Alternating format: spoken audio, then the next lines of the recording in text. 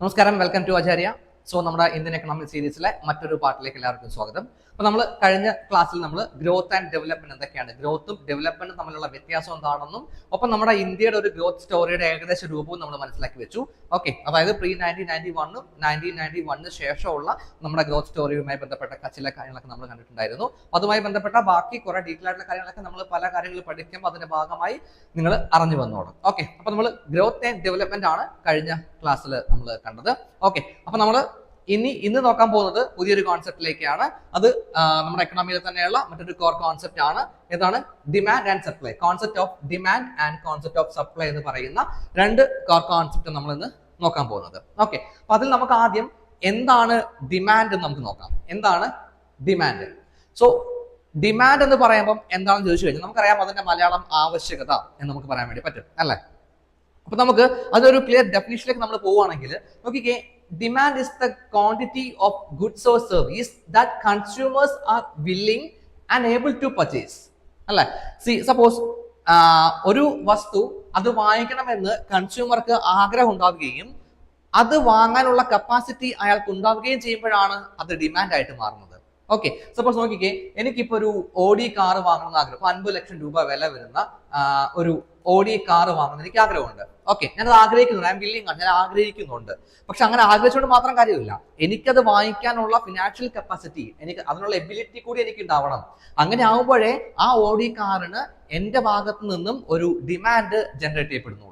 ശരിയല്ലേ? അപ്പൊ എനിക്കത് വാങ്ങിക്കാനുള്ള ആഗ്രഹം ഉണ്ടാവുകയും വേണം, ഒപ്പം അത് വാങ്ങാനുള്ള ഫിനാൻഷ്യൽ കപ്പാസിറ്റി എനിക്ക് ഉണ്ടാവുകയും ചെയ്യുമ്പോഴാണ് ആ ഓഡി കാറിന് എന്റെ ഭാഗത്ത് നിന്നും ഒരു ഡിമാൻഡ് ജനറേറ്റ് ചെയ്യപ്പെടുന്നത്, അല്ലെ? അപ്പം വാങ്ങാനുള്ള കപ്പാസിറ്റി എനിക്ക് ഉണ്ടായാൽ മാത്രം പോരാ, ഞാനത് വാങ്ങാൻ ആഗ്രഹിക്കുകയും കൂടി വേണം, അല്ലെ? അപ്പൊ ഞാൻ വാങ്ങാൻ ആഗ്രഹിക്കുകയും വേണം, ഒപ്പം അതിനുള്ള കപ്പാസിറ്റി എനിക്ക് ഉണ്ടാവുകയും ചെയ്യുമ്പോൾ എന്താവും? അതിനുള്ള ഡിമാൻഡ് അവിടെ ജനറേറ്റ് ചെയ്യപ്പെടുന്നു. അപ്പൊ അതാണ് ഡിമാൻഡ് എന്ന് പറയുന്നത്. നോക്കിയത് മാത്രമല്ല, അറ്റ് ഡിഫറെന്റ് പ്രൈസ് ലെവൽ എന്ന് നമുക്ക് പറയണം. വ്യത്യസ്തമായ പ്രൈസ് ലെവലിൽ ക്വാണ്ടിറ്റി ഡിമാൻഡ് ചെയ്യുന്നത്, ഞാൻ ഡിമാൻഡ് ചെയ്യുന്നത് ഡിഫറെന്റ് ആയിരിക്കും, അല്ലെ? സപ്പോസ് നോക്കിക്കേ, നമ്മൾ ഈ പറഞ്ഞതുപോലെ ഓഡി കാർ മാറ്റിയിട്ട് നമുക്കൊന്ന് നോക്കാം. എനിക്ക് ആപ്പിൾ വാങ്ങിക്കുന്ന ആഗ്രഹമുണ്ട്, ഓക്കെ, എന്റെ കയ്യിൽ 30 രൂപയുണ്ട്. ഓക്കെ, 1 കിലോ ആപ്പിളിന്റെ വില 30 രൂപയാണെന്നുണ്ടെങ്കിൽ ഞാൻ 1 കിലോഗ്രാം ആപ്പിള് ഡിമാൻഡ് ചെയ്യും, അല്ലെ? എനിക്ക് ആപ്പിൾ വാങ്ങാൻ ആഗ്രഹമുണ്ട്, ആപ്പിൾ വാങ്ങാനുള്ള 30 രൂപ എന്ന് പറഞ്ഞ പ്രൈസ് എനിക്ക് അഫോർഡബിൾ ആണ്. ദാറ്റ് മീൻസ് എനിക്ക് അതിനുള്ള എബിലിറ്റിയും ഉണ്ട്. അതുകൊണ്ട് തന്നെ ഞാൻ 1 കിലോഗ്രാം ആപ്പിൾ വാങ്ങിക്കുന്നു. പിന്നീട് ആപ്പിളിന്റെ വില കുറഞ്ഞിട്ട് അത് 15 രൂപ പെർ കിലോഗ്രാം ആയിട്ട് മാറി. അപ്പൊ എന്റെ കയ്യിൽ 30 രൂപയുണ്ട്, ആപ്പിളിന്റെ വില കുറഞ്ഞ് 15 കിലോഗ്രാം ആയിട്ട് മാറി. അപ്പൊ അങ്ങനെ വരുമ്പോഴോ എനിക്ക് 1 കിലോഗ്രാം അല്ല 2 കിലോഗ്രാം വാങ്ങാനുള്ള എബിലിറ്റി ഉണ്ട്. സോ ഞാൻ എന്ത് ചെയ്യും? 2 കിലോഗ്രാം വാങ്ങാൻ വേണ്ടി ഡിമാൻഡ് ചെയ്യും. സോ എന്റെ ഡിമാൻഡ് എന്ന് പറയുന്നത് ഡിഫറെന്റ് പ്രൈസ് ലെവലിൽ ഡിഫറെന്റ് ആയിട്ട് മാറി, അല്ലെ? ആപ്പിളിന് 30 രൂപ ഉണ്ടായിരുന്നപ്പോ ഞാൻ 1 കിലോ ആപ്പിൾ ഡിമാൻഡ് ചെയ്തത്, ആപ്പിളിന്റെ വില കുറഞ്ഞ് 15 രൂപ ആയപ്പോ ഞാൻ 2 കിലോ ആപ്പിൾ ഡിമാൻഡ് ചെയ്തു. കാരണം 2 കിലോഗ്രാം ആപ്പിൾ വാങ്ങാനുള്ള ആഗ്രഹവും അതിനുള്ള ഫിനാൻഷ്യൽ കപ്പാസിറ്റിയും എനിക്കുണ്ടായി. സോ ഞാൻ 2 കിലോഗ്രാം ആപ്പിൾ അവിടെ ഡിമാൻഡ് ചെയ്തു. അപ്പൊ ഓരോ പ്രൈസ് ലെവലിലും എത്രത്തോളമാണ് ഞാൻ ഡിമാൻഡ് ചെയ്യുന്നത്, ഞാൻ എത്രത്തോളമാണ് എനിക്ക് വാങ്ങാൻ ആഗ്രഹിക്കുകയും വാങ്ങാൻ ഞാൻ ശ്രമിക്കുകയും ചെയ്യും, വാങ്ങാനുള്ള കപ്പാസിറ്റി എനിക്ക് ഉണ്ടാവുകയും ചെയ്യുന്നത്, അതാണ് ആ വസ്തുവിനുള്ള ആ പ്രൈസ് ലെവലിലെ ഡിമാൻഡ് എന്ന് പറയുന്നത്. ഓക്കെ, അതായത് ഞാൻ ഇപ്പൊ പറഞ്ഞ പോലെ തന്നെ. അപ്പം നോക്കിക്കേ, ഓരോ ഡിഫറെന്റ് പ്രൈസ് ലെവലിലും എത്ര ക്വാണ്ടിറ്റി, എത്ര അളവ് ഓരോ വസ്തുവിനും ഓരോരുത്തർ വാങ്ങാൻ തയ്യാറാവുന്നുണ്ട്, അതാണ് ആ വസ്തുവിന്റെ ഡിമാൻഡ് എന്ന് പറയുന്നത്. അപ്പൊ നോക്കിക്കേ, നമ്മൾ പറയുമ്പോൾ demand exist only when desire is backed by purchasing power. ആഗ്രഹവും ഒപ്പം പർച്ചേസിംഗ് പവറും ഉണ്ടാവുമ്പോഴാണ് ഡിമാൻഡ് ജനറേറ്റ് ചെയ്യുന്നത്. അപ്പം ആ ഡിമാൻഡ് എന്ന് പറയുമ്പോൾ എത്രത്തോളം വേണം, എത്ര ഡിമാൻഡ് ചെയ്യുന്നുണ്ട് എന്നുള്ളത് ഓരോ പ്രൈസ് ലെവലിലും ഡിഫറെന്റ് ആയിരിക്കുകയും ചെയ്യും. സോ ഇതാണ് ഡിമാൻഡിന്റെ ബേസിക് ആയിട്ടുള്ള ഒരു കോൺസെപ്റ്റ്, അല്ലെങ്കിൽ ബേസിക് ആയിട്ടുള്ള കാര്യം നമുക്ക് പറയാം. അപ്പൊ ഡിമാൻഡ് എന്താണെന്ന് മനസ്സിലായിട്ടുണ്ടെങ്കിൽ നമുക്ക് നെക്സ്റ്റ് ലെവലിലേക്ക് പോകാം. അപ്പൊ ഇതാണ് ഡിമാൻഡ് എങ്കിൽ നോക്കിക്കേ, നമുക്ക് നെക്സ്റ്റ് നോക്കേണ്ടത് ലോ ഓഫ് ഡിമാൻഡ് ആണ്. ഇത് നിങ്ങൾ പലപ്പോഴും പല കാര്യങ്ങളിൽ കേട്ട് കാണും. സിവിൽ സർവീസ് പ്രിപ്പയർ ചെയ്യുന്നവരാണെന്നുണ്ടെങ്കിൽ തീർച്ചയായിട്ടും ലോ ഓഫ് ഡിമാൻഡ്, എക്കണോമിയിൽ ലോ ഓഫ് ഡിമാൻഡ് എന്നാണ് കൃത്യമായി മനസ്സിലാക്കി വെക്കേണ്ടതുണ്ട്. ഓക്കെ, സോ നമുക്ക് ലോ ഓഫ് ഡിമാൻഡ് എന്താണ് പറയുന്നത് നോക്കാം. നോക്കിക്കേ, അതർ തിങ് ബീങ് ഈക്വൽ, മറ്റ് കാര്യങ്ങൾ ഈക്വൽ ആയി നിൽക്കുകയാണെങ്കിൽ, അല്ലെങ്കിൽ അതർ തിങ് ബീങ് സെയിം, മറ്റ് കാര്യങ്ങൾ റിമൈനിങ് സെയിം ആയി നിൽക്കുകയാണെങ്കിൽ, the quantity demand of a goods falls when price rises and rise when price falls. അപ്പൊ മറ്റ് കാര്യങ്ങൾ സെയിം ആയി നിൽക്കുകയാണെങ്കിൽ, അതെന്താ ഞാൻ പിന്നീട് പറയാം. അറ്റ് പ്രസന്റ് നോക്കിക്കേ, മറ്റു കാര്യങ്ങൾ സെയിം ആയി നിൽക്കുകയാണെങ്കിൽ പ്രൈസ് കൂടുമ്പം ഡിമാൻഡ് കുറയും, പ്രൈസ് കുറയുമ്പം ഡിമാൻഡ് കൂടും. ഇതാണ് ലോ ഓഫ് ഡിമാൻഡ് ഏറ്റവും ബേസിക്കലി പറയുന്നത്. അപ്പൊ നിങ്ങൾക്ക് എല്ലാവർക്കും തന്നെ അറിയാൻ പറ്റുന്ന കാര്യമാണ് അല്ലെ. ഒരു വസ്തുവിന്റെ പ്രൈസ് കൂടുകയാണെങ്കിൽ, വില കൂടുകയാണെങ്കിൽ സ്വാഭാവികമായിട്ടും അതിനുള്ള ഡിമാൻഡ് കുറഞ്ഞു വരും അല്ലെ. അപ്പം ഒരു വസ്തുവിന്റെ പ്രൈസ് കുറവാണെങ്കിൽ അത് ഒരുപാട് കുറെ ക്വാണ്ടിറ്റി ഡിമാൻഡ് ചെയ്യും. അതേസമയത്ത് അതിന്റെ പ്രൈസ് അങ്ങോട്ട് കൂടുകയാണെങ്കിലോ തീർച്ചയായിട്ടും അതനുസരിച്ചിട്ട് അതിന്റെ ഡിമാൻഡ് കുറയാൻ തുടങ്ങും, അല്ലെങ്കിൽ അത് വാങ്ങുന്നതിന്റെ അളവ് ആളുകൾ കുറയ്ക്കാൻ തുടങ്ങും. സോ ദാറ്റ് മീൻസ് അതിന്റെ ഡിമാൻഡ് കുറയാൻ തുടങ്ങും. അപ്പൊ പ്രൈസ് കൂടുമ്പം ഡിമാൻഡ് കുറഞ്ഞു തുടങ്ങും, പ്രൈസ് കുറയാണെങ്കിലോ ഡിമാൻഡ് കൂടിയും തുടങ്ങും. ഇത് നമുക്ക് അറിയാവുന്ന ഒരു കാര്യമാണ്. ഇത് തന്നെയാണ് ലോ ഓഫ് ഡിമാൻഡ് പറയുന്നത്. പക്ഷെ ഇവിടെ ബേസിക്കലി ആദ്യൊരു കാര്യം പറയുന്നുണ്ട്. അതെന്തായിരുന്നു? Other thing remaining same. മറ്റു കാര്യങ്ങൾ മാറ്റമില്ലാതെ നിൽക്കുകയാണെങ്കിൽ ആണ് ലോ ഓഫ് ഡിമാൻഡ് വർക്ക്ഔട്ട് ആവുന്നത്. ദാറ്റ് മീൻസ് പ്രൈസ് കൂടുമ്പോൾ ഡിമാൻഡ് കുറയുകയും പ്രൈസ് കുറയുമ്പോൾ ഡിമാൻഡ് കൂടുകയും ചെയ്യുന്നത്. എന്ന് വെച്ചാൽ സപ്പോസ് വേനൽക്കാലത്തും നമുക്ക് കുടയുടെ ഡിമാൻഡ് ഉണ്ടാവും, ശരിയല്ലേ? വേനൽക്കാലത്തും പലരും കുട വാങ്ങിക്കാറുണ്ട്.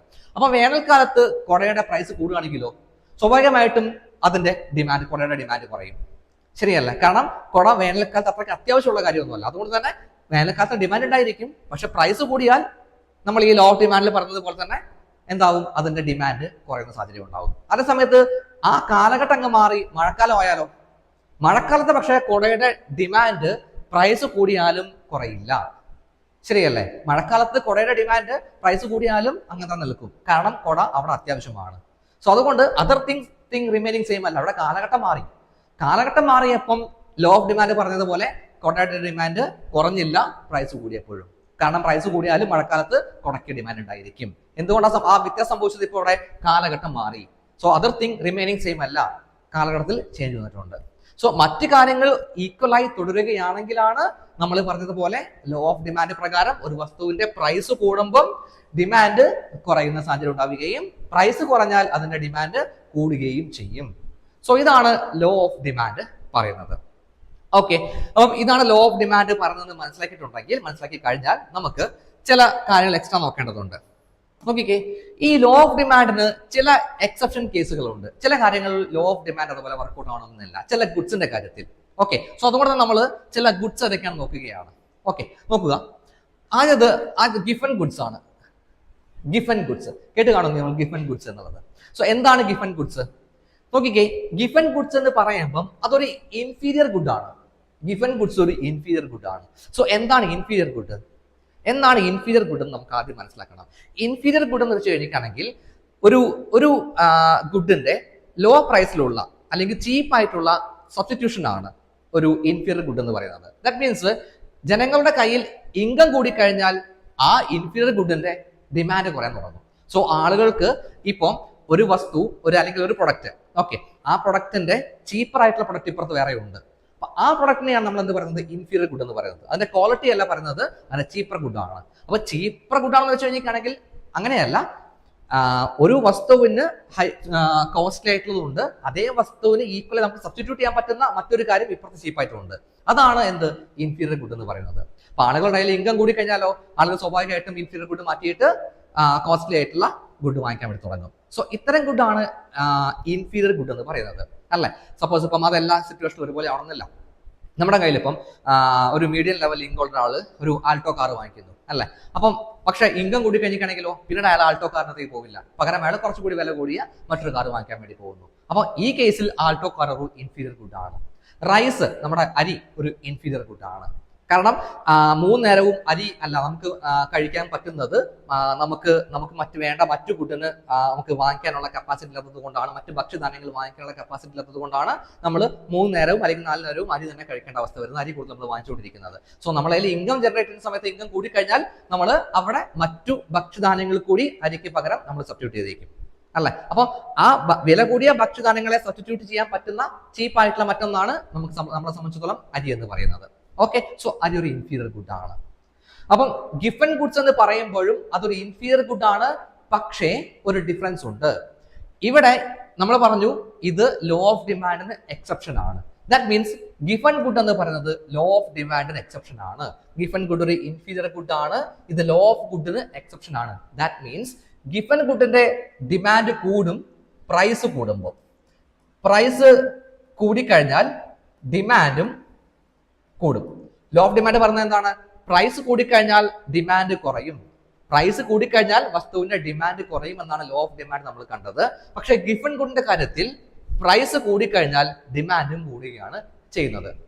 അത് ഇൻഫീരിയർ ഗുഡും ആണ്. അപ്പൊ എന്തുകൊണ്ട് അങ്ങനെ സംഭവിക്കുന്നത്? സി ഒരു എക്സാമ്പിൾ നമുക്ക് നോക്കാം.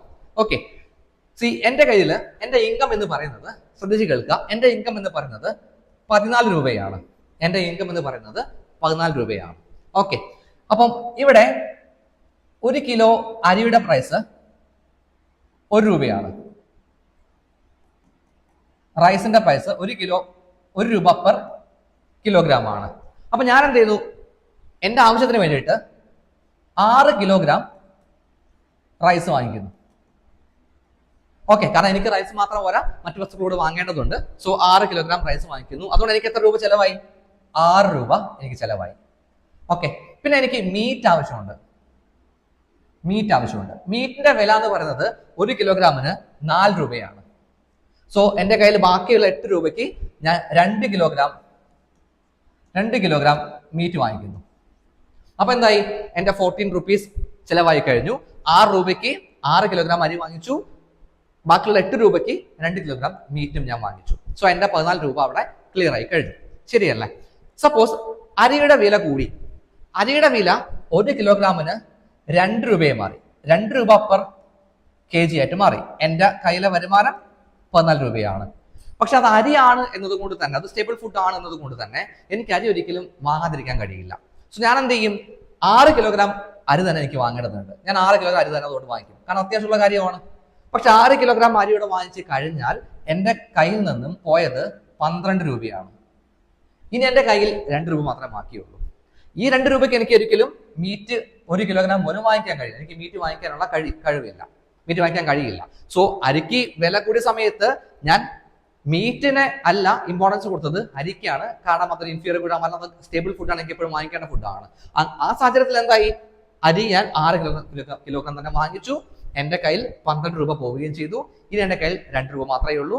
ഈ 2 രൂപയ്ക്ക് എനിക്ക് ഒരിക്കലും മീറ്റ് വാങ്ങിക്കാൻ കഴിയില്ല, അല്ലേ? അപ്പൊ ഞാൻ എന്ത് ചെയ്യും? ആ 2 രൂപയ്ക്ക് 1 കിലോഗ്രാം അരി കൂടെ വാങ്ങിക്കും. കാരണം അരിക്ക് വില കൂടുതലാണ്, വില കൂടിക്കൊണ്ടിരിക്കുകയാണ്. എക്സ്ട്രാ വാങ്ങിച്ചിട്ട് നല്ലതാണ്. മാത്രമല്ല എന്റെ കയ്യിൽ 2 രൂപയേ ഉള്ളൂ, അരി മാത്രമേ വാങ്ങിക്കാൻ കഴിയുകയുള്ളൂ. സോ സംഭവിച്ചത് എന്താണ്? അരിയുടെ ഡിമാൻഡ് ഇവിടെ 6 കിലോ നിന്ന് 7 കിലോഗ്രാം ആയിട്ട് മാറി, അല്ലേ? ഞാൻ ആദ്യം 6 കിലോഗ്രാം ഡിമാൻഡ് വാങ്ങിയത് അല്ലെങ്കിൽ ഡിമാൻഡ് ചെയ്തത് ഇപ്പൊ 7 കിലോഗ്രാം ആയി. എപ്പോ? അരിയുടെ വില കൂടിയപ്പോ, അല്ലെ? അരിയുടെ വില കൂടിയപ്പോ മുമ്പ് 6 കിലോഗ്രാം വാങ്ങിച്ച് ഞാൻ ഇപ്പൊ 7 കിലോഗ്രാം വാങ്ങിച്ചു. ഇത് എന്തുകൊണ്ട് സംഭവിച്ചു? ഇവിടെ സംഭവിച്ചത് സബ്സ്റ്റിറ്റ്യൂഷൻ ഇഫക്റ്റ് ആണ്. ഓക്കെ, ഇവിടെ സംഭവിച്ചത് സബ്സ്റ്റിറ്റ്യൂഷൻ ഇഫക്റ്റ് ആണ്. കാരണം ഇവിടെ എനിക്ക് മീറ്റ് എന്ന് പറയുന്ന അത്ര ഇമ്പോർട്ടന്റ് അല്ലാത്ത, അരിയെ സംബന്ധിച്ച് അത്ര ഇമ്പോർട്ടന്റ് അല്ലാത്ത ആ മീറ്റിനെ ഞാൻ അരിയുമായിട്ട് സബ്സ്റ്റിറ്റ്യൂട്ട് ചെയ്തു. കാരണം എന്താണ്? അരിയുടെ വില കൂടിയപ്പോഴാണ് സംഭവിച്ചത്. അപ്പൊ നോക്കിക്കേ, അരിയുടെ വില കൂടിയപ്പോ ഞാൻ അരി ഡിമാൻഡ് ചെയ്തത് 6 കിലോഗ്രാം നിന്നും 7 കിലോഗ്രാം ആയി കൂടി. അത് ഇത്തരം ഗുഡ്സിനെയാണ് നമ്മൾ എന്ത് പറയുന്നത്? ഗിഫൺ ഗുഡ്സ് എന്ന് പറയുന്നത്. ഓക്കെ, ഇവിടെ നോക്കിക്കേ, വില കൂടിയപ്പം ഡിമാൻഡും കൂടി. So it is exception to നമ്മുടെ demand of law of demand. അപ്പം അതുകൊണ്ട് തന്നെ ഗിഫൺ ഗുഡ് ലോ ഓഫ് ഡിമാൻഡിന് ഒരു എക്സെപ്ഷൻ കേസ് ആണ്. ഓക്കെ, അതുപോലെ നോക്കിക്കേ, വെബ്ലൻ ഗുഡും ലോ ഓഫ് ഡിമാൻഡിന് എക്സെപ്ഷൻ കേസ് ആണ്. എന്താ വെബ്ലൻ ഗുഡ്? അത് ലക്ഷറി ഗുഡാണ്. നോക്കിക്കേ, ഒരു ലക്ഷറി ഗുഡ് എന്ന് പറയുമ്പോൾ അതിന്റെ വില തന്നെയാണ് അതിന്റെ ഡിമാൻഡ്, അല്ലെ? അതിന് വിലയുണ്ട് എന്നതുകൊണ്ടാണ് അത് ലക്ഷറി ആയിട്ട് മാറുന്നത്. അതുകൊണ്ട് തന്നെയാണ് അതിന് ഡിമാൻഡും വരുന്നത്. അപ്പൊ നോക്കിക്കേ, അത്തരം ലക്ഷറി ഗുഡിനൊക്കെ വില കൂടി കഴിഞ്ഞാൽ ആളുകൾ അത് തീർച്ചയായിട്ടും അത് വാങ്ങാനുള്ള ഡിമാൻഡ് കൂടിക്കൊണ്ടിരിക്കും, അല്ലെ? അപ്പൊ നോക്കിക്കേ, കാരണം അതിന്റെ വില എന്ന് പറയുന്നത് തന്നെയാണ് അതിന്റെ ഡിമാൻഡ് എന്ന് പറയുന്നതും. അതിന് വില ഉള്ളതുകൊണ്ടാണ് അത്രയും ക്യാഷ് ഉള്ള ആളുകൾ അത് വാങ്ങിക്കാൻ വേണ്ടി ശ്രമിക്കുന്നത്. അതുകൊണ്ട് തന്നെ വെബ്ലൻ ഗുഡും എന്താണ്? ലോ ഓഫ് ഡിമാൻഡിന് എക്സെപ്ഷൻ ആണ്. ഇവിടെ പ്രൈസ് കൂടുമ്പം അതിന്റെ ഡിമാൻഡ് കൂടുകയാണ് ചെയ്യുക. കാരണം ഇവിടെ വെബ്ലൻ ഗുഡ് എന്ന് പറയുമ്പോൾ ലക്ഷറി ഗുഡാണ്. അതുകൊണ്ട് തന്നെ അതിന്റെ വില തന്നെയാണ് അതിന്റെ ഡിമാൻഡ് എന്ന് പറയുന്നത്. അപ്പൊ അതിന്റെ വില കൂടുമ്പോൾ അതിന്റെ ഡിമാൻഡ് കൂടുകയാണ് ചെയ്യുന്നത്. അപ്പൊ ലക്ഷറി ഗുഡ് എന്ത് തന്നെയാണ് നമ്മൾ ഈ പറഞ്ഞ ലോ ഓഫ് ഡിമാൻഡിന് എക്സെപ്ഷൻ ആണ്. അതുപോലെ നോക്കിക്കേ, ഫ്യൂച്ചർ ഫ്യൂച്ചർ എക്സ്പെക്ടേഷൻസ്, എന്താ പറയാ, നമ്മുടെ ഷെയർ പോലുള്ള കാര്യങ്ങളൊക്കെ അപ്പം ഇപ്പൊ അതിന്റെ വില കൂടിക്കൊണ്ടിരിക്കുകയാണെങ്കിൽ അതിന്റെ വില നാളെയും കൂടും എന്ന പ്രതീക്ഷയിൽ അതിപ്പം വാങ്ങിച്ചു വെക്കുകയും നാളെ കൂടി വിലക്ക് വിൽക്കാനുള്ള താല്പര്യം കൊണ്ട് അതിപ്പോ തന്നെ വാങ്ങിച്ചു വെക്കുകയും ചെയ്യും. ഓക്കെ, സോ അവിടെ സംഭവിക്കുന്നത് എന്താണ്? വില കൂടിയുമ്പോൾ അവരുടെ ഡിമാൻഡ് കൂടുകയാണ് ചെയ്യുന്നത്. അത് ഫ്യൂച്ചർ എക്സ്പെക്ടേഷൻ ആണ്. നാളെ അതിന്റെ വില വീണ്ടും കൂടും. ആ സ്ഥിതിക്ക് ഇപ്പൊ വാങ്ങിച്ചു വെച്ചാൽ നാളെ കൂടിയ വിലയ്ക്ക് അത് വിൽക്കാൻ വേണ്ടി പറ്റും. ഇത് ഷെയർ പോലുള്ള ഓഹരി പോലുള്ള വസ്തുക്കളൊക്കെയാണ് ഇത് പറയുന്നത്. സോ ഇവിടെ എന്താണ്? വില കൂടുമ്പോൾ ഡിമാൻഡ് കൂടുകയാണ് ചെയ്യുന്നത്. അതുപോലെ നമുക്കറിയാം എസെൻഷ്യൽ മെഡിസിൻ. എസെൻഷ്യൽ മെഡിസിൻ ഒക്കെ വില കൂടിയാലും അതിന്റെ ഡിമാൻഡ് ഒന്നും കുറയാൻ പോകുന്നില്ല. കാരണം നമുക്കത് വാങ്ങിച്ചേ പറ്റൂ. അപ്പൊ എസെൻഷ്യൽ മെഡിസിന്റെ കാര്യത്തിലും പ്രൈസ് കൂടിയാലും ഡിമാൻഡ് കുറയാൻ പോകുന്നില്ല. അപ്പൊ ഇതും ലോ ഓഫ് ഡിമാൻഡിന് ഒരു എക്സെപ്ഷൻ കേസ് ആണ് അല്ലെ. അപ്പം ഗിഫൺ ഗുഡ്സ് ആയാലും ശരി, വെബ്ലൻ ഗുഡ്സ് ആയാലും ശരി, ഫ്യൂച്ചർ എക്സ്പെക്ടേഷൻ ആയിട്ടുള്ള ഓഹരി വസ്തുക്കളായാലും ശരി, അതുപോലെ എസെൻഷ്യൽ മെഡിസിൻസ് ആയാലും ശരി, ഇതൊക്കെ ലോ ഓഫ് ഡിമാൻഡിൽ പറയുന്ന പ്രകാരം പ്രൈസ് കൂടിയാൽ ഡിമാൻഡ് കുറയണം നിർബന്ധമില്ല. ഓക്കെ, ഇത് വെബ്ലൻ ഗുഡിന്റെ ആയാലും ശരി, ഗിഫൺ ഗുഡിന്റെ ആയാലും ശരി, പ്രൈസ് കൂടുമ്പോൾ ഡിമാൻഡ് കൂടുകയാണ് ചെയ്യുന്നത് അല്ലെ. അതേ സമയത്ത് ഫ്യൂച്ചർ എക്സ്പെക്ടേഷൻ്റെതും എന്ത് തന്നെയാണ്? പ്രൈസ് കൂടുമ്പോൾ ഡിമാൻഡ് കൂടുകയാണ് ചെയ്യുന്നത്. അതേ സമയത്ത് എസെൻഷ്യൽ മെഡിസിൻ ആണെങ്കിലോ പ്രൈസ് കൂടിയാലും ഡിമാൻഡിന് കുറവൊന്നും സംഭവിക്കാൻ പോകുന്നില്ല. ദാറ്റ് മീൻസ് പ്രൈസ് കൂടിയാൽ ഡിമാൻഡ് കുറയുമെന്ന ലോ ഓഫ് ഡിമാൻഡിന് എക്സെപ്ഷൻ കേസുകളാണ് നമ്മൾ ഈ പറഞ്ഞതൊക്കെ. ഇതൊക്കെ ക്ലിയർ ആയിട്ടുണ്ടെന്ന് വിചാരിക്കുന്നു. ലോ ഓഫ് ഡിമാൻഡിന്റെ എക്സെപ്ഷൻ കേസ് നമ്മൾ ഈ കണ്ടതൊക്കെ. നോർമൽ ലോ ഓഫ് ഡിമാൻഡ് എന്ന് പറയുമ്പോൾ പ്രൈസ് കൂടുമ്പം ഡിമാൻഡ് കുറയും.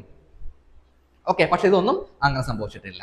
അപ്പൊ ഇത്രയും ക്ലിയർ ആയി കഴിഞ്ഞാൽ നമുക്ക് ലോ ഓഫ് സപ്ലൈയിലേക്ക് പോകുന്നതിന് മുമ്പ്, അല്ലെങ്കിൽ സപ്ലൈയിലേക്ക് പോകുന്നതിന് മുന്നേ നമുക്ക് ചില ഗുഡ്സിനെ കുറിച്ച് നമുക്ക് നോക്കാം. ഓക്കെ, അതിൽ ആദ്യത്തെ ഗുഡാണ് സബ്സ്റ്റിറ്റ്യൂട്ട് ഗുഡ്. സബ്സ്റ്റിറ്റ്യൂട്ട് ഗുഡ് എന്ന് പറയുന്നത് എന്താണ്? സബ്സ്റ്റിറ്റ്യൂട്ട് ഗുഡ് എന്ന് പറയുന്നത് നിങ്ങൾ കേട്ട് കാണും. എന്താണ് സബ്സ്റ്റിറ്റ്യൂട്ട് ഗുഡ്? ദാറ്റ് മീൻസ് ഒരു വസ്തുവിന് പകരം വെക്കാൻ മറ്റൊരു വസ്തു ഉണ്ടാകുമ്പോൾ അതാണ് അതിന്റെ സബ്സ്റ്റിറ്റ്യൂട്ട് ഗുഡ് എന്ന് പറയുന്നത്. നോക്കിക്കേ, these goods are that can replace each other.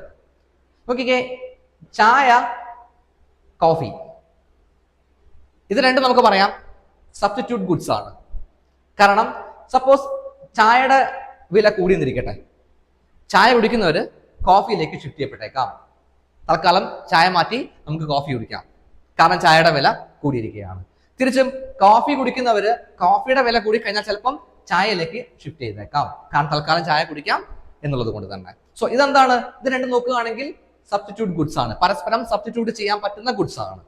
ശരിയല്ലേ?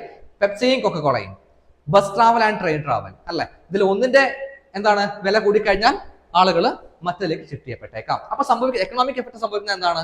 ചിന്തിച്ച് നോക്കിക്കേ. Price of tea increase, demand of coffee increase അല്ലെ. ഒന്നിന്റെ വില കൂടി കഴിഞ്ഞാൽ മറ്റതിന്റെ ഡിമാൻഡ് കൂടാൻ തുടങ്ങും. രണ്ട് സബ്സ്റ്റിറ്റ്യൂട്ട് ഗുഡ്സ് ആണെന്നുണ്ടെങ്കിൽ അതിൽ ഒന്നിന്റെ പ്രൈസ് കൂടി കഴിഞ്ഞാൽ അടുത്തതിന്റെ ഡിമാൻഡ് കൂടാൻ തുടങ്ങും. ശരിയല്ലേ? ടീയും കോഫിയും സബ്സ്റ്റിറ്റ്യൂട്ട് ഗുഡ്സ് ആണ് നമുക്ക് പറയാം. അതുകൊണ്ട് തന്നെ ആലോചിച്ച് നോക്കിക്കേ, ടീയുടെ വില കൂടിക്കഴിഞ്ഞാൽ ആളുകൾ കൂടുതൽ പേര് കോഫിയിലേക്ക് മാറാൻ തുടങ്ങും. അതുകൊണ്ട് തന്നെ കോഫിയുടെ ഡിമാൻഡ് കൂടാൻ തുടങ്ങും. സോ രണ്ട് സബ്സ്റ്റിറ്റ്യൂട്ട് ഗുഡ്സ് എടുത്ത് നോക്കുകയാണെങ്കിൽ അതിൽ ഒന്നിന്റെ വില കൂടിക്കഴിഞ്ഞാൽ, ഒന്നിന്റെ പ്രൈസ് കൂടിക്കഴിഞ്ഞാൽ മറ്റേതിന്റെ ഡിമാൻഡ് കൂടാൻ തുടങ്ങും. ഓക്കെ, അപ്പൊ ഇതാണ് ഇത്തരം ഗുഡ്സ് നമ്മൾ എന്ത് പറയുന്നത്? സബ്സ്റ്റിറ്റ്യൂട്ട് ഗുഡ്സ് എന്ന് പറയുന്നത്. ക്ലിയർ ആണല്ലോ? If price of a tea increase then demand of coffee increase. കാരണം ടീയുടെ പ്രൈസ് കൂടിക്കഴിഞ്ഞാൽ കുറെ പേര് അതിൽ നിന്ന് മാറി കോഫിയിലേക്ക് ഷിഫ്റ്റ് ചെയ്യും. സോ കോഫിയുടെ ഡിമാൻഡ് കൂടും. ശരിയല്ലേ? അപ്പൊ നോക്കിക്കേ, പ്രൈസ് കൂടുമ്പോൾ ഇവിടെ ഡിമാൻഡ് കൂടുകയാണ് ചെയ്യുന്നത് അല്ലെ. അത് അതേ വസ്തുവിന്റെ അല്ല, മറിച്ച് അതിന്റെ സബ്സ്റ്റിറ്റ്യൂട്ട് ഗുഡ്സ് ഉണ്ട്. അപ്പൊ സബ്സ്റ്റിറ്റ്യൂട്ട് ഗുഡ്സ് എന്താണെന്ന് മനസ്സിലാക്കാണെന്ന് വിചാരിക്കുന്നു. മറ്റൊരു ഗുഡ്സ് ആണ്, അതുപോലെ മറ്റൊന്നാണ് കോംപ്ലിമെന്ററി ഗുഡ്സ് എന്ന് പറയുന്നത്. കോംപ്ലിമെന്ററി ഗുഡ്സ് എന്ന് പറയുമ്പോൾ എന്താണെന്ന് വെച്ച് കഴിഞ്ഞിട്ടാണെങ്കിൽ ഒരുമിച്ച് ഉപയോഗിക്കുന്നവയാണ് കോംപ്ലിമെന്ററി ഗുഡ്സ് എന്ന് പറയുന്നത്. That means they are used together, ഒരുമിച്ച് ഉപയോഗിക്കുന്നവയാണ്. നോക്കിക്കേ, ബൈക്ക് ആൻഡ് പെട്രോൾ ഒരുമിച്ച് ഉപയോഗിക്കുന്നവയാണ്. ശരിയല്ലേ? അതുപോലെ പ്രിന്റർ ആൻഡ് ഇങ്ക് കാർട്രിഡ്ജ് ഒരുമിച്ച് ഉപയോഗിക്കുന്നതാണ്. മൊബൈൽ ഫോണും സിം കാർഡും ഒരുമിച്ച് ഉപയോഗിക്കുന്നതാണ്. സോ ഇത്തരത്തിൽ ഒരുമിച്ച് ഉപയോഗിക്കുന്ന ഗുഡ്സിന് നമുക്ക് എന്ത് പറയാം? കോംപ്ലിമെന്ററി ഗുഡ്സ് എന്ന് പറയാം. അപ്പൊ അങ്ങനെയാവുമ്പോൾ അതിലൊന്നിലെ വിലയ്ക്ക് മാറ്റം ഉണ്ടാകുമ്പോൾ എന്താ സംഭവിക്കുക? നോക്കിക്കേ, എക്കണോമിക് റിലേഷൻ നോക്കിക്കേ. When price of one increase, ഒന്നിന്റെ പ്രൈസ് ഇൻക്രീസ് ചെയ്ത് കഴിഞ്ഞാൽ ഡിമാൻഡ് ഫോർ അതർ ഫോൾ, മറ്റൊരു ഡിമാൻഡ് കുറയാൻ തുടങ്ങും. അവ ഒരുമിച്ചാണ് ഉപയോഗിക്കാൻ പറ്റുന്നതെങ്കിൽ, രണ്ട് ഘടകങ്ങളാണ് ഒരുമിച്ചാണ് ഉപയോഗിക്കാൻ പറ്റുന്നതെങ്കിൽ ഒന്നിന്റെ പ്രൈസ് കൂടിയാൽ മറ്റൊന്നിന്റെ ഡിമാൻഡ് കുറയും. നോക്കിക്കേ, ബൈക്കും പെട്രോളും, പെട്രോളിന്റെ വില കൂടിയാൽ ബൈക്കിന്റെ ഡിമാൻഡ് കുറയും. ശരിയല്ലേ? കാരണം പെട്രോൾ വില ഒരുപാടുണ്ട്, ബൈക്ക് വാങ്ങിച്ചാലും പെട്രോൾ അടിക്കാൻ കാശ് ഉണ്ടാവാന്ന് വരില്ല. സോ ഡിമാൻഡ് കുറയാൻ തുടങ്ങും അല്ലെ. ഇവിടെ നോക്കിക്കേ, ഇങ്ക് കാർട്രിഡ്ജിന്റെ വില കൂടി കഴിഞ്ഞാൽ പ്രിന്ററിന്റെ ഡിമാൻഡും കുറഞ്ഞിരിക്കും. അപ്പൊ ഒരുമിച്ച് ഉപയോഗിക്കുന്നതാണ് എന്നതുകൊണ്ട് തന്നെ അതിൽ ഒന്നിന്റെ വില കൂടിക്കഴിഞ്ഞാൽ, ഒന്നിന്റെ പ്രൈസ് കൂടിക്കഴിഞ്ഞാൽ അതിന്റെ കൂടെ ഉപയോഗിക്കുന്ന മറ്റതിന്റെ ഡിമാൻഡ് കുറയും. കാരണം ഇവ ഒരുമിച്ച് ഉപയോഗിക്കാൻ കഴിയുകയുള്ളൂ. ഓക്കെ, അപ്പം ഇത്തരം ഗുഡ്സിനെ നമ്മൾ കോംപ്ലിമെന്ററി ഗുഡ്സ് എന്ന് പറയുന്നത്. ബൈക്കും പെട്രോളും ഒരുമിച്ച് ഉപയോഗിക്കുന്നവയാണ്. സോ പെട്രോളിന്റെ വില കൂടിക്കഴിഞ്ഞാൽ അതിന്റെ കോംപ്ലിമെന്ററി ആയിട്ടുള്ള ബൈക്കിന്റെ വില ഡിമാൻഡ് കുറയും. സോ കോംപ്ലിമെന്ററി ഗുഡ്സ് ആണെന്നുണ്ടെങ്കിൽ ആ കോംപ്ലിമെന്ററി ഗുഡ്സിൽ ഒന്നിന്റെ പ്രൈസ് കൂടിയാൽ അതിന്റെ കോംപ്ലിമെന്ററി ആയിട്ടുള്ള മറ്റതിന്റെ ഡിമാൻഡ് കുറയും. അതേസമയത്ത് സബ്സ്റ്റിറ്റ്യൂട്ട് ഗുഡ്സ് ആണെന്നെങ്കിലോ ഒന്നിന്റെ പ്രൈസ് കൂടിക്കഴിഞ്ഞാൽ മറ്റതിന്റെ ഡിമാൻഡ് കൂടും. അല്ലെ, ടീയുടെ പ്രൈസ് കൂടിക്കഴിഞ്ഞാൽ കോഫിയുടെ ഡിമാൻഡ് കൂടുന്നു. അപ്പൊ ഇതാണ് സബ്സ്റ്റിറ്റ്യൂട്ട് ഗുഡ്സും കോംപ്ലിമെന്ററി ഗുഡ്സും തമ്മിലുള്ള വ്യത്യാസം. ക്ലിയർ ആണെന്ന് വിചാരിക്കുന്നു. ഓക്കെ, അപ്പൊ നമ്മൾ ഇനി പോകാൻ പോകുന്നത് ഡിമാൻഡുമായി ബന്ധപ്പെട്ട കാര്യങ്ങൾ കണ്ടു കഴിഞ്ഞു. ലോ ഓഫ് ഡിമാൻഡ് കണ്ടു, ഒപ്പം ലോ ഓഫ് ഡിമാൻഡിന് എക്സെപ്ഷൻ ആയിട്ടുള്ള ഡിഫറെന്റ് ടൈപ്സ് ഓഫ് ഗുഡ്സും നമ്മൾ കണ്ടു കഴിഞ്ഞു. സോ നോക്കിക്കേ, ഇനി നമ്മൾ നോക്കാൻ പോകുന്നത് സപ്ലൈ ആണ്. സപ്ലൈ എന്താണ്? സപ്ലൈ വിതരണം അല്ലെങ്കിൽ പ്രൊഡക്ഷൻ എന്ന് നമുക്ക് വേണമെങ്കിൽ പറയാം. പ്രൊഡ്യൂസ് ചെയ്ത് വിതരണം ചെയ്യുമ്പോഴാണ് സപ്ലൈ ആയിട്ട് മാറുന്നത്. സോ എന്താണ് സപ്ലൈ? നോക്കിക്കേ, നമ്മൾ ആ ഡെഫിനിഷൻ മറ്റത് പോലെ തന്നെ ഇപ്പോൾ വീണ്ടും നോക്കുകയാണെങ്കിൽ നോക്കിക്കേ, supply is the quantity of goods or services that producers are willing and able to offer for sale. Producer ഒരു വസ്തു അയാൾ ഉൽപ്പാദിപ്പിച്ചിട്ട് അയാൾക്കത് വിൽക്കാൻ ആഗ്രഹിക്കുകയും അയാൾക്ക് വിൽക്കാൻ കഴിയുകയും വേണം. ശരിയല്ലേ? ഒരാള് ഒരു വസ്തു ഉൽപ്പാദിപ്പിച്ചിട്ട് അത് വിൽക്കാൻ തയ്യാറാവുന്നു, സ്വാഭാവികമായി വിൽക്കാൻ തയ്യാറാവും, അതിനാണ് ഉൽപ്പാദിപ്പിക്കുന്നത്. പക്ഷെ അയാൾക്ക് വിൽക്കാൻ കഴിയുകയും വേണം. അപ്പോഴേ അത് എന്തായി മാറുന്നുള്ളൂ, ആ വസ്തുവിന്റെ സപ്ലൈ എന്ന രൂപത്തിലേക്ക് അത് എത്തുന്നുള്ളൂ. സപ്പോസ് നോക്കിക്കേ, ഒരു സപ്ലയർ അല്ലെങ്കിൽ ഒരു പ്രൊഡ്യൂസർ ഒരു വസ്തു 15 രൂപയ്ക്കാണ് വിൽക്കാൻ വിചാരിക്കുന്നത്. ഓക്കെ, അയാൾ 15 രൂപയ്ക്ക് വിൽക്കാൻ ആഗ്രഹിക്കുന്നു. പക്ഷെ വാങ്ങാൻ വരുന്ന വ്യക്തി പറയുന്നു ഇത് 10 രൂപയ്ക്ക് എനിക്ക് വാങ്ങിക്കാൻ കഴിയുകയുള്ളൂ. ഓക്കെ, സോ ഇവിടെ 15 രൂപയ്ക്ക് പ്രൊഡ്യൂസർ വിൽക്കാൻ തയ്യാറാണ്, പക്ഷെ അയാൾക്ക് വിൽക്കാൻ കഴിയുന്നില്ല. കാരണം കൺസ്യൂമർ വാങ്ങിക്കാൻ തയ്യാറാവുന്നത് 10 രൂപയ്ക്കാണ്. ഈ 10 രൂപയ്ക്കോ ഇയാൾ വിൽക്കാൻ തയ്യാറല്ല. സോ ഒരു നെഗോഷിയേഷനിൽ കൂടി 12 രൂപയിൽ എത്തുന്നു. ഈ 12 രൂപയ്ക്ക് കൺസ്യൂമർ വാങ്ങിക്കാൻ തയ്യാറാവുന്നു, പ്രൊഡ്യൂസർ വിൽക്കാനും തയ്യാറാവുന്നു. ഓക്കെ, സോ ഒരു പ്രൊഡ്യൂസർക്ക് വിൽക്കാൻ അയാൾ ആഗ്രഹിക്കുകയും കൺസ്യൂമറിന് അത് വാങ്ങാൻ തയ്യാറാവുകയും ചെയ്യുക. അല്ലെങ്കിൽ മറ്റൊരു തരത്തിൽ പറഞ്ഞാൽ പ്രൊഡ്യൂസർ വിൽക്കാൻ ആഗ്രഹിക്കുകയും അയാൾക്ക് അത് വിൽക്കാൻ കഴിയുകയും ചെയ്യുമ്പോഴാണ് അത് സപ്ലൈ ആയിട്ട് ജനറേറ്റ് ചെയ്യപ്പെടുന്നത്. ക്ലിയർ ആണല്ലോ? ഓക്കെ, അപ്പൊ ലോ ഓഫ് സപ്ലൈ ഇതും ഡിഫറെന്റ് പ്രൈസ് ലെവലിലാണ്. ഓരോ പ്രൈസ് ലെവലിലും ഡിഫറെന്റ് ആയിരിക്കും. അപ്പൊ നമുക്ക് ഊഹിക്കാൻ വേണ്ടി പറ്റും. ശരിയല്ലേ? അതായത് ആലോചിക്കേ, ഒരു വസ്തുവിന്റെ വില എന്ന് പറയുമ്പോൾ അല്ലെങ്കിൽ അതിന്റെ വില എന്ന് പറയുന്നത് 15 രൂപയാണ്. ദാറ്റ് മീൻസ് അത് 15 രൂപയ്ക്ക് മാർക്കറ്റിൽ സപ്ലൈ ഉണ്ട്. ഓക്കെ, അതിന്റെ വില 15 രൂപയാണ്. അപ്പോൾ ഇയാള് ഒരു പ്രൊഡ്യൂസർ ഒരു ക്വാണ്ടിറ്റി അത് വിൽക്കുന്നു, സപ്ലൈ ചെയ്യുന്നു. ഓക്കെ, ആലോചിക്കേ, ഇതേ 5 രൂപ എന്ന് പറയുന്ന സമയത്ത് ഇതിന്റെ വില 7 രൂപയായി കുറഞ്ഞു. ഓക്കെ, അപ്പൊ എന്ത് സംഭവിക്കും? സോറി, കുറയുകയല്ല. ഓക്കെ, ഇപ്പൊ ഒരു വസ്തുവിന്റെ വില മാർക്കറ്റിൽ 15 രൂപയാണ്. ദാറ്റ് മീൻസ് പ്രൊഡ്യൂസർ അത് സപ്ലൈ ചെയ്യുന്നത് 15 രൂപയ്ക്കാണ്. ഓക്കെ, ഇതിന്റെ വില 30 രൂപയായിട്ട് കൂടി, വില ഇൻക്രീസ് ചെയ്തു, 30 രൂപയായിട്ട് വില കൂടിക്കഴിഞ്ഞു. ഓക്കെ, അങ്ങനെ വില കൂടിക്കഴിഞ്ഞാൽ മാർക്കറ്റിൽ സംഭവിക്കും ഈ വസ്തുവിന്. ഓക്കെ, എന്തുകൊണ്ടാണ് ഇവരെ വില കൂടുന്നത്, 30 രൂപയെ മാറുന്നത്? അതായത് ആളുകളുടെ കയ്യിൽ കൂടുതൽ വിലയ്ക്ക് വാങ്ങാനുള്ള കപ്പാസിറ്റി ഉണ്ടാകുമ്പോഴാണ് വില കൂടുന്ന സിറ്റുവേഷൻ വരുന്നത്. അല്ലെ? സോ 30 രൂപയ്ക്കും ഇത് വാങ്ങാൻ ആളുണ്ട്, അതുകൊണ്ടാണ് അതിന്റെ വില 30 രൂപയായിട്ട് മാറും, വില കൂടുന്ന സിറ്റുവേഷൻ വരുന്നത്. അപ്പം വില 30 രൂപയാണെങ്കിൽ 30 രൂപയ്ക്ക് ഇത് വാങ്ങാൻ ആളുണ്ട് എങ്കിൽ പ്രൊഡ്യൂസർ എന്ത് ചെയ്യും? നേരത്തെ 5 രൂപയ്ക്ക് വിറ്റിരുന്ന സാധനം 5 രൂപയ്ക്ക് ഒരു ക്വാണ്ടിറ്റി വിറ്റിരുന്നെങ്കിൽ ഇപ്പൊ അയാള് 2 ക്വാണ്ടിറ്റി വിൽക്കാൻ വേണ്ടി തുടങ്ങും. കാരണം അയാളെ സംബന്ധിച്ചിടത്തോളം മുമ്പ് വിറ്റ് കഴിഞ്ഞാൽ കിട്ടുന്നത് 5 രൂപയാണെങ്കിൽ ഇപ്പൊ അയാൾക്ക് വിറ്റ് കഴിഞ്ഞാൽ 30 രൂപ കിട്ടും. സ്വാഭാവികമായിട്ടും മാർക്കറ്റിൽ പ്രൈസ് കൂടിയപ്പം പ്രൊഡ്യൂസറെ സംബന്ധിച്ചിടത്തോളം കൂടുതൽ ഉൽപ്പാദിപ്പിക്കാൻ തയ്യാറാവും. കാരണം മാർക്കറ്റിൽ കൂടുതൽ അതിന് വിലയുണ്ട്. ആളുകൾ കൂടിയ വിലയ്ക്ക് വാങ്ങാൻ തയ്യാറാണ്, കാരണം ആളുകളുടെ കയ്യിൽ പൈസയുണ്ട്. സോ ആളുകൾ കൂടിയ വിലയ്ക്ക് വാങ്ങാൻ തയ്യാറാണ്, അതുകൊണ്ട് ആ വസ്തുവിന്റെ വില കൂടുന്നു. കൂടിയ വില കൂടിക്കഴിഞ്ഞാൽ പ്രൊഡ്യൂസർക്ക് മനസ്സിലാവും 30 രൂപയ്ക്ക് ആളുകൾക്ക് വാങ്ങാൻ കഴിയുന്നുവെന്ന്. സോ 30 രൂപയ്ക്ക് അത് വിൽക്കാൻ തയ്യാറാവുന്നു. അങ്ങനെ വിൽക്കാൻ തയ്യാറാവുമ്പോൾ 30 രൂപയ്ക്ക് അയാൾക്ക് 30 രൂപ കിട്ടുന്നുണ്ട്. നേരത്തെ കിട്ടിയ 5 രൂപയായിരുന്നു, ഇപ്പൊ അത് വിൽക്കുമ്പോൾ 30 രൂപ കിട്ടുന്നുണ്ട്. സോ അതുകൊണ്ട് അയാൾ കൂടുതൽ പ്രൊഡ്യൂസ് ചെയ്യും, കാരണം വിൽക്കുമ്പോൾ കൂടുതൽ ലാഭം കിട്ടുന്നുണ്ട്. അപ്പം കൂടുതൽ ലാഭം കിട്ടുന്നതുകൊണ്ട് പ്രൊഡക്ഷൻ കൂട്ടുകയും ചെയ്യും. അല്ലെ? അപ്പൊ ഞാനൊരു പ്രൊഡ്യൂസർ ആണെന്നുണ്ടെങ്കിൽ മാർക്കറ്റിൽ അതിന് വില എളുപ്പം ഞാൻ കൂടുതൽ പ്രൊഡ്യൂസ് ചെയ്യുകയും കൂടുതൽ പ്രൊഡ്യൂസ് ചെയ്യാൻ വേണ്ടി ശ്രമിക്കും, അല്ലെങ്കിൽ കൂടുതൽ പ്രൊഡ്യൂസ് ചെയ്യും. കാരണം എനിക്ക് മാർക്കറ്റിലേക്ക് വിറ്റ് കഴിഞ്ഞാൽ കൂടുതൽ ലാഭം കിട്ടും, കാരണം അതിന് നല്ല വിലയുണ്ട്. സോ അതുകൊണ്ട് നോക്കിക്കേ, ഓരോ പ്രൈസ് ലെവലിലും എന്താണ് ഡിഫറെന്റ് ആണ് സപ്ലൈ ഉണ്ടായിരിക്കാം. സപ്ലൈ ഓരോ പ്രൈസ് ലെവലിലും ഡിഫറെന്റ് ആയിരിക്കും. കൂടിയ വില എളുപ്പം കൂടുതൽ സപ്ലൈ ഉണ്ടായിരിക്കും, കുറഞ്ഞ വിലയാണെങ്കിൽ കുറഞ്ഞ സപ്ലൈ ആയിരിക്കും. സോ ഓരോ പ്രൈസ് ലെവലിലും സപ്ലൈ അതുകൊണ്ട് തന്നെ ഡിഫറെന്റ് ആയിരിക്കും. അതുകൊണ്ട് തന്നെ ഡിഫറെന്റ് പ്രൈസ് ലെവലിലുള്ള സപ്ലൈ ആണ് നമ്മൾ നേരത്തെ പറഞ്ഞ. ഡിഫറെന്റ് പ്രൈസ് ലെവലിൽ എത്രയാണോ പ്രൊഡ്യൂസർ വിൽക്കാൻ തയ്യാറാവുകയും അയാൾക്കത് വിൽക്കാൻ കഴിയുകയും ചെയ്യുന്നത്, അതാണ് സപ്ലൈ. അത് ഓരോ പ്രൈസ് ലെവലിലും ഡിഫറെന്റ് ആയിരിക്കും. 15 രൂപയാണ് സമയത്ത് പ്രൊഡ്യൂസർ വിൽക്കാൻ തയ്യാറാവുകയും അയാൾക്കത് വിൽക്കാൻ കഴിയുകയും ചെയ്യുന്നത് ഒരു ക്വാണ്ടിറ്റി ആയിരുന്നുവെങ്കിൽ 30 രൂപയാകുമ്പോൾ അത് 2 ക്വാണ്ടിറ്റി ആയിട്ട് അയാൾ കൂട്ടും. കാരണം അയാൾക്ക് വിൽക്കാൻ കഴിയുന്നുണ്ട്. എന്തുകൊണ്ടാണ്? ആളുകളിൽ പൈസയുണ്ട്. ആളുകളിൽ പൈസ ഉള്ളത് കൊണ്ടാണ് അതിന് വില കൂടിയത്. സോ അയാൾ ലാഭം കൂടുതൽ കിട്ടാൻ വേണ്ടിയിട്ട് കൂടുതൽ പ്രൊഡ്യൂസ് ചെയ്യും. സോ ഓരോ ഡിഫറെന്റ് പ്രൈസ് ലെവൽ അതുകൊണ്ട് തന്നെ സപ്ലൈ ഡിഫറെന്റ് ആയിരിക്കുകയും ചെയ്യും. ഓക്കെ, അതുകൊണ്ട് തന്നെ അപ്പൊ നമുക്ക് എന്താ ലോ ഓഫ് സപ്ലൈ നമുക്ക് നോക്കാം. സോ ലോ ഓഫ് സപ്ലൈ പറഞ്ഞ എന്താണ്? പ്രൈസ് കൂടുമ്പോൾ സപ്ലൈ കൂടും, പ്രൈസ് കുറഞ്ഞാൽ സപ്ലൈ കുറയും. ഒരു മാർക്കറ്റിൽ ഒരു വസ്തുവിന്റെ പ്രൈസ് കൂടുകയാണെങ്കിൽ പ്രൊഡ്യൂസർ കൂടുതൽ പ്രൊഡ്യൂസ് ചെയ്യാൻ തയ്യാറാവും. ദാറ്റ് മീൻസ് എന്തുകൊണ്ടാണ്? അയാൾക്ക് കൂടുതൽ ലാഭം കിട്ടും, കാരണം മാർക്കറ്റിൽ അതിന് കൂടിയ വിലയുണ്ട്. ഓക്കെ, ഇനി പ്രൈസ് കുറഞ്ഞു പോയാലോ? പ്രൊഡക്ഷൻ കുറയ്ക്കും, കാരണം മാർക്കറ്റിൽ കുറഞ്ഞ വിലയേ ഉള്ളൂ. സോ ലാഭം കുറച്ചേ കിട്ടുകയുള്ളൂ. അതുകൊണ്ട് തന്നെ സപ്ലൈയും കുറച്ച സാഹചര്യം ഉണ്ടാവും. സോ ഇതാണ് ലോ സപ്ലൈ പറയുന്നത്. എന്താ ലോ സപ്ലൈ പറയുന്നത്? പ്രൈസ് കൂടുമ്പം സപ്ലൈയും കൂടും, പ്രൈസ് കുറഞ്ഞാൽ സപ്ലൈയും കുറയും. കാരണം പ്രൈസ് കുറഞ്ഞാൽ സപ്ലൈ ചെയ്തിട്ട് കാര്യമില്ല, പ്രൊഡ്യൂസ് ചെയ്തിട്ട് കാര്യമില്ല, കുറഞ്ഞ ലാഭം ഉണ്ടായിരിക്കുകയുള്ളൂ. ഓക്കെ, സോ ഇതാണ് ലോ ഓഫ് സപ്ലൈ പറയുന്നത്. നോക്കിക്കേ, ഈ ലോ ഓഫ് സപ്ലൈക്ക് നമ്മൾ നേരത്തെ പറഞ്ഞതുപോലെ തന്നെ എക്സെപ്ഷൻ കേസുകളുണ്ട്. നോക്കിക്കേ, അഗ്രികൾച്ചർ ഗുഡ് അതൊരു എക്സെപ്ഷൻ കേസ് നമുക്ക് പറയാൻ വേണ്ടി പറ്റും, ശരിയല്ലേ? ലോ ഓഫ് ഡിമാൻഡ് പറയുന്നത് എന്താണ്? പ്രൈസ് കൂടിക്കഴിഞ്ഞാൽ സപ്ലൈയും കൂടുമെന്നാണ് പറയുന്നത്, ശരിയല്ലേ? അഗ്രികൾച്ചർ ഗുഡിന്റെ കാരണം നോക്കിക്കേ, പ്രൈസ് ചിലപ്പം കൂടും, പ്രൈസ് കൂടിയിട്ടുണ്ടാവും അഗ്രികൾച്ചർ പ്രൊഡക്റ്റിന്, പക്ഷെ അത്രയും സപ്ലൈ ഉണ്ടാകണം അപ്പൊ സപ്ലൈ കൂടണം നിർബന്ധമില്ല. കാരണം ഇതിനെ ഡിപ്പെൻഡ് ചെയ്യുന്ന പല കാര്യങ്ങളുണ്ട്, പ്രത്യേകിച്ച് നാച്ചുറൽ കണ്ടീഷൻസ് അല്ലെ.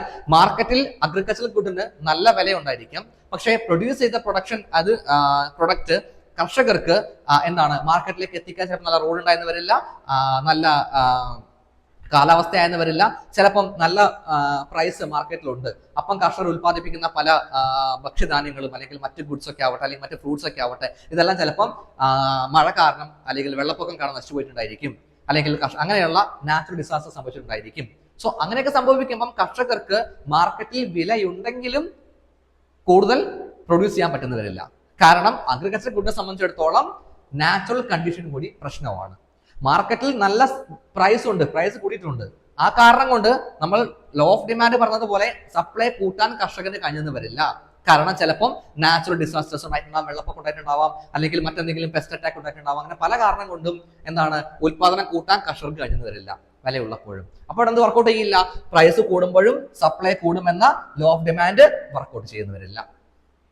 ഓക്കെ, നെക്സ്റ്റ് നോക്കിക്കേ, പെരിഷബിൾ ഗുഡ്, പെട്ടെന്ന് നശിച്ചു പോകുന്ന ഗുഡാണ്. ഇവിടെയും ലോ ഓഫ് ഡിമാൻഡ് വർക്കൗട്ട് ചെയ്യണമെന്നില്ല. ഓക്കെ, നോക്കിക്കേ, പ്രൈസ് കുറഞ്ഞാൽ സപ്ലൈയും കുറയേണ്ടി വരും. ഇതാണ് ലോ ഓഫ് ഡിമാൻഡ് പറയുന്നത് അല്ലെ. പ്രൈസ് കുറഞ്ഞാൽ സപ്ലൈയും കുറയണം, ഇതാണ് ലോ ഓഫ് ഡിമാൻഡ് പറയുന്നത്, ശരിയല്ലേ? നോക്കിയേ, പെരിഷബിൾ ഗുഡ് എടുത്ത് നോക്കുകയാണെങ്കിൽ പെരിഷബിൾ ഗുഡിന്റെ കാര്യത്തിൽ സപ്പോസ് മാർക്കറ്റിൽ ഇതിന് വില കുറവാണ്, ശരിയല്ലേ? അപ്പൊ സപ്ലൈയും കുറയേണ്ടതുണ്ട്, ശരിയല്ലേ? പക്ഷെ പെരിഷബിൾ ഗുഡിൽ അങ്ങനെ വർക്കൗട്ട് ചെയ്യണമെന്ന് നിർബന്ധമില്ല. കാരണം ഇത് പെട്ടെന്ന് നശിച്ചു പോകുന്ന ഗുഡാണ്. അതുകൊണ്ട് തന്നെ കിട്ടിയ വിലയ്ക്ക് വിൽക്കാൻ ആര് തയ്യാറായേക്കാം? കർഷകർ തയ്യാറായേക്കും, ശരിയല്ല? കാരണം പ്രൈസ് കുറഞ്ഞു, സോ സപ്ലൈ ഞാൻ കുറയ്ക്കും എന്ന അവസ്ഥ വന്നാൽ ചിലപ്പം ആ ഫുഡ് അല്ലെങ്കിൽ ആ ഉൽപ്പന്നം അല്ലെങ്കിൽ നശിച്ചു പോകും. അപ്പൊ അതിന് നല്ല എന്താണ്? കിട്ടിയ വിലക്ക് വിൽക്കുന്നു. സോ അതുകൊണ്ട് തന്നെ ആ കുറഞ്ഞ വിലയാണെങ്കിലും തന്റെ ഉൽപ്പന്നം മൊത്തമായിട്ട് വിറ്റഴിക്കാൻ ആര് തയ്യാറാവും? കർഷകൻ തയ്യാറായിരിക്കും, ശരിയല്ലേ? കാരണം അപ്പൊ എന്താവും? സപ്ലൈ കുറയുന്നില്ല, സപ്ലൈ സെയിം ലെവൽ നിൽക്കും. കാരണം പ്രൈസ് കുറഞ്ഞാലും കുറഞ്ഞ പ്രൈസിൽ അത് സപ്ലൈ ചെയ്യാൻ അവിടെ കർഷകൻ തയ്യാറായിരിക്കും. കാരണം അത് പെരിഷബിൾ ഗുഡാണ്, കിട്ടിയ വിലയ്ക്ക് അത് സപ്ലൈ ചെയ്യാൻ അല്ലെങ്കിൽ വിൽക്കാൻ കർഷകൻ തയ്യാറാവുന്നു. അപ്പം പെരിഷബിൾ ഗുഡിന്റെ കാര്യത്തിലും നമ്മൾ ഈ പറഞ്ഞ ലോ ഓഫ് ഡിമാൻഡ് വർക്കൗട്ട് ചെയ്യണമെന്ന് നിർബന്ധമില്ല. ഓക്കെ, അതുപോലെ ആന്റിക് പോലുള്ള വസ്തുക്കൾ നോക്കിക്കേ, ആന്റിക്കിനൊക്കെ നോക്കിക്കേ, സപ്ലൈ എന്ന് പറയുന്നത് ഫിക്സ്ഡ് ആയിരിക്കും, അത് പ്രൈസ് നോക്കി ഉള്ള ഒന്നല്ല. ശരിയല്ല?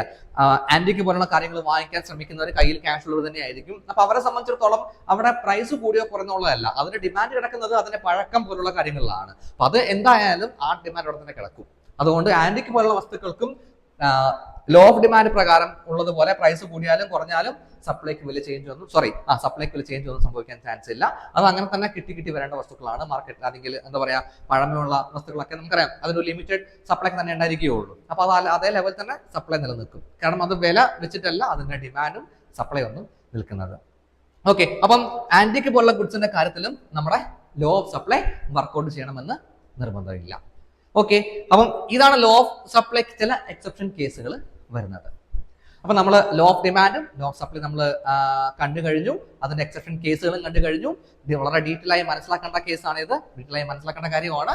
അപ്പം അത് കേട്ട് നോക്കിയിട്ട് ഡൗട്ട്സ് എന്തുണ്ടെങ്കിൽ നിങ്ങൾക്ക് തീർച്ചയായിട്ടും എന്നെ വിളിച്ചു ചോദിക്കാം, അല്ലെങ്കിൽ നിങ്ങൾ കമന്റ് ചെയ്താലും നമ്മുടെ ഈ പറയുന്ന ഡൗട്ട്സ് ഞാൻ ക്ലിയർ ചെയ്തിരുന്നതായിരിക്കും. ഓക്കെ, നമ്മുടെ ആചാര്യയുടെ PCM ബാച്ചിന്, അതായത് 2027ലേക്കുള്ള PCM ബാച്ചിന് അഡ്മിഷൻ ഇപ്പൊ നടന്നുകൊണ്ടിരിക്കുകയാണ്.